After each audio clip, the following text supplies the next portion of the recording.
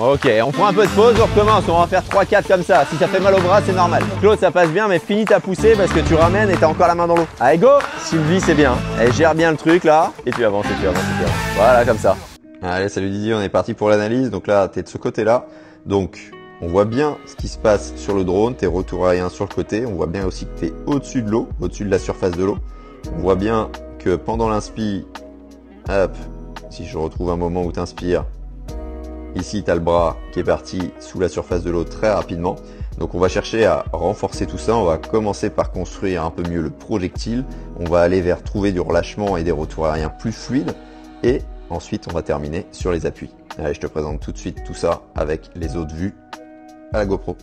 Donc premier point au niveau du corps projectile, ça va être de chercher à enfoncer l'avant de ton corps parce que là, on voit bien que tu nages au-dessus de l'eau.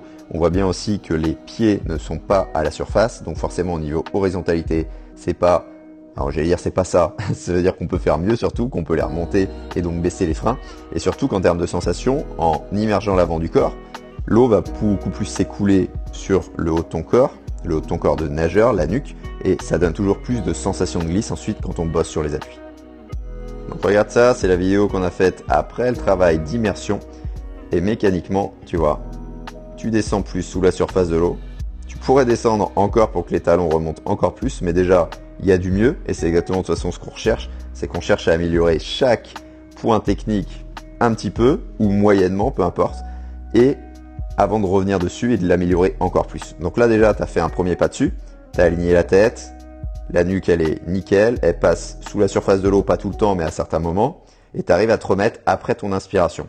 Donc là forcément, 1, l'horizontalité elle est meilleure, et 2, vu qu'on va bosser sur la propulsion, tu vas sentir que boum, ça glisse beaucoup plus sous la surface, et en fait quand on parle de sensation de glisse, c'est exactement ça, en passant sous la surface, on les sent beaucoup plus.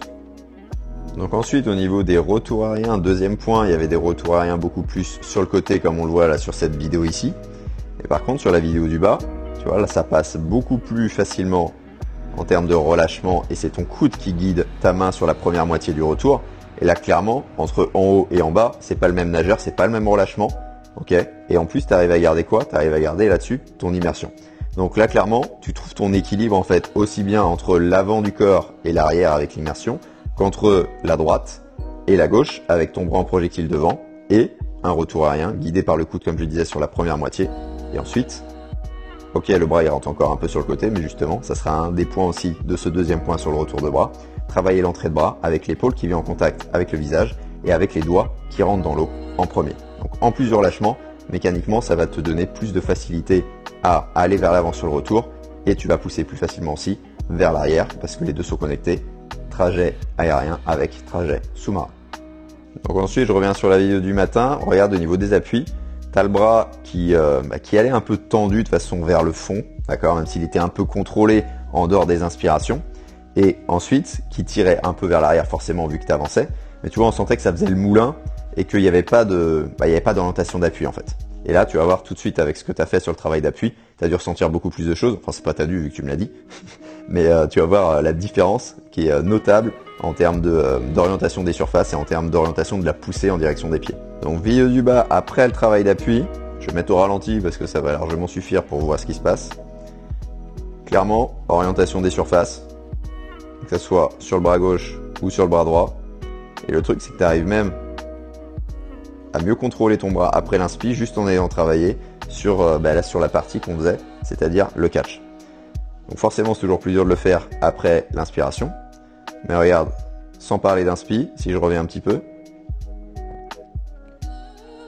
là, ça prend de l'eau. Et surtout, c'est bien de prendre de l'eau, mais tu arrives à tirer droit après. Ça veut dire qu'il y a vraiment la poussée, la translation qui se fait entre l'avant de ton corps et ensuite le coup de l'avant-bras à la main recule vraiment en restant sur une ligne.